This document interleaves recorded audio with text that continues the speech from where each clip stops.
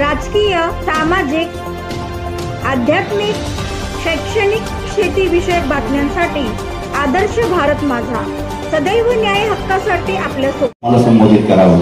बोला भारत माता की वंदे मातरम। आज करंजण्यामध्ये आपल्याकडे भारतीय जनता पार्टीमध्ये प्रवेश करणाऱ्या मान्यवरांचं स्वागत करण्यासाठी म्हणून आज या ठिकाणी आपण एकत्रित जमलोय।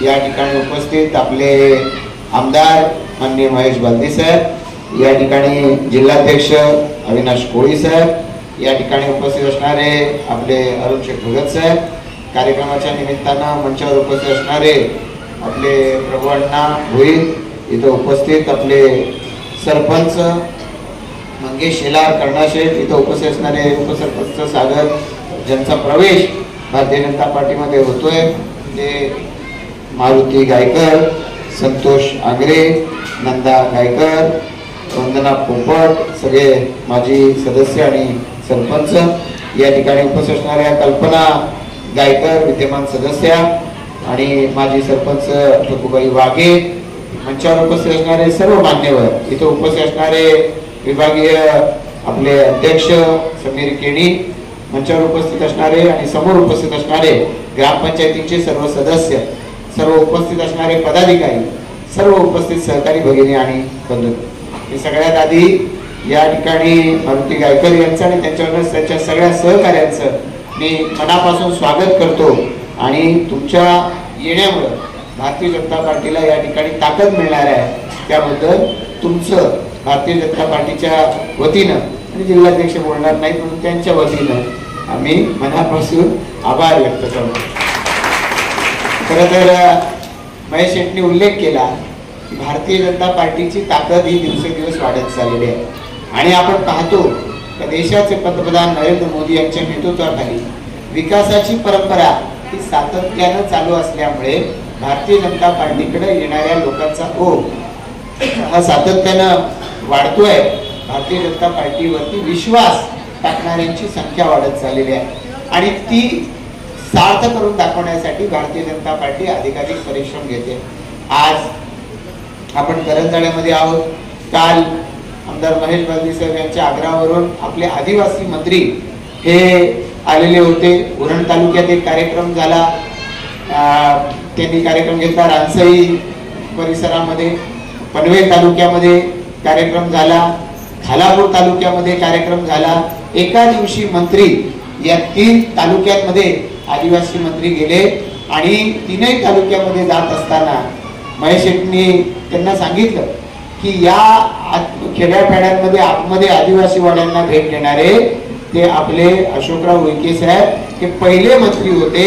इतक्या पद्धतीनं आज मंत्री प्रत्येक जिल्ह्यात तालुक्यामध्ये जात आहेत, लोकांच्या अडचणी समजून घेत आहेत। आज रेल्वेचे मंत्री अश्विनी वैष्णव हे पनवेलमध्ये आले आणि त्यांनी सुद्धा जुईनगरला आधी मग पनवेलला, तिथून ते पुण्याला गेले, रेल्वे स्टेशन काय समस्या आहे या अडचणी जाणून घ्यायचा प्रयत्न केला। इथे रेल्वेचेही प्रवासी आहेत आणि इथे आदिवासी बांधव आणि भगिनी पण आहेत। तर या आपल्यापैकी प्रत्येकाच्यासाठी सरकार काम करते, प्रत्येकाला येणाऱ्या अडचणी सोडवण्यासाठी काम करतंय आणि म्हणून महेश शेट्टींनी सांगितलं की आज शहर म्हणून आपण वाढतो, मग आपले विषय आपले विकास कामांचे असू दे, आपल्या अडचणी वेगवेगळ्या पद्धतीचे असू द्या, या सोडवण्याच्या दृष्टिकोनातून भारतीय जनता पार्टी एक पाऊल पुढे टाकून चाललेली आहे। अन्य पक्ष ज्या वेळेला विचार करत असतात त्या भारतीय जनता पार्टी कृती करत असते आणि हा फरक सातत्यानं वेगवेगळ्या लोकांना जाणवत राहिलेला आहे आणि केवळ विचार करत राहण्यापेक्षा त्या लोकांच्या अडचणी दूर करणं हे कर्तव्य समजून काम करणं, मला असं वाटतं की भारतीय जनता पार्टीची विशेषता आहे।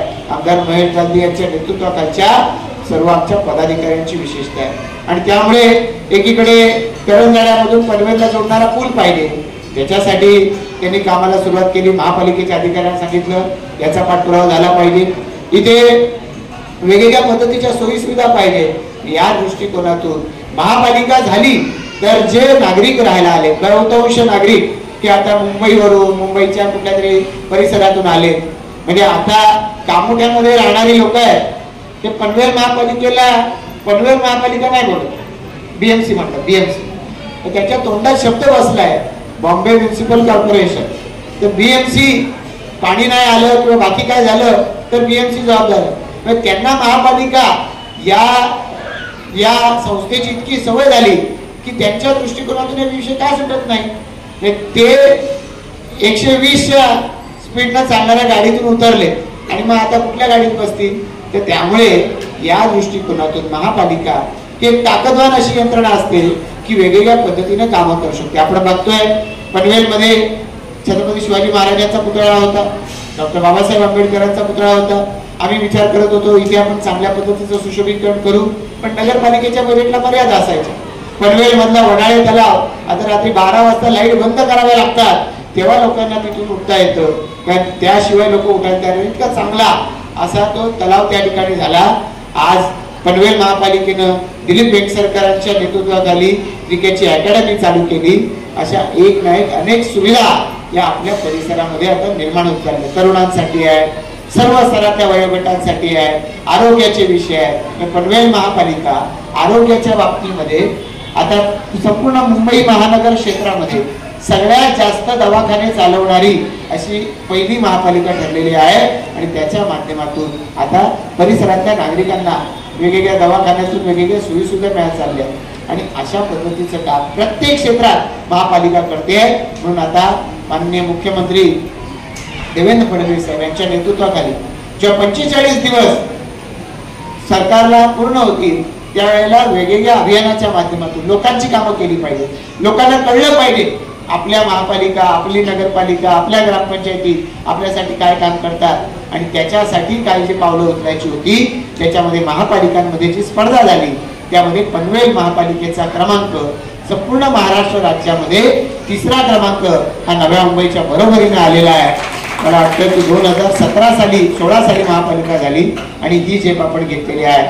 तसंच आता करंजाडे ग्रामपंचायत आहे, नव्यानं या ठिकाणी मंगेश शेलार आणि सगळे सदस्य हे आता त्याच्यामध्ये निवडून आले. पण कुठेही न थांबता न थकता लोकांच्या विषयासाठी सातत्यानं त्यांचा पाठपुरावा चालू आहे. महेश शेट्टी बोलता बोलता सांगितलं की कुठं जरासा खड्डा पडलेला दिसला, काय पडला, सोशल मीडियावाले जोरात असतात. त्या सोशल मीडियावाल्यांना सोशल मीडिया चालवत असतो. कुठे जाऊन काम केलं पाहिजे, कुठं उभं राहून काम केलं पाहिजे, आपला वेळ त्याच्यासाठी दिला पाहिजे, याच्याशी त्यांना काही घेणं देणं नाही. टीका करत राहणं. पण हे मंगेश शेलार असं एक व्यक्तिमत्व आहे की ते एखादा भुंगा असतो, भुंगा, तो भुंगा जर आपल्या कानामध्ये सतत भुंगत राहिला आणि आपण दुर्लक्ष केलं असं चालत नाही. तर त्यांचं असं झालेलं आहे की हे सगळ्या नेत्यांच्याकडे आपल्याला जाणवणारी अडचण की शांतपणानं संयमितपणानं सतत सांगत राहणे आणि येणं प्रकारे ही अडचण सोडून घेणं या दृष्टिकोनातून त्यांचा सातत्यानं पाठपुरावा असतो.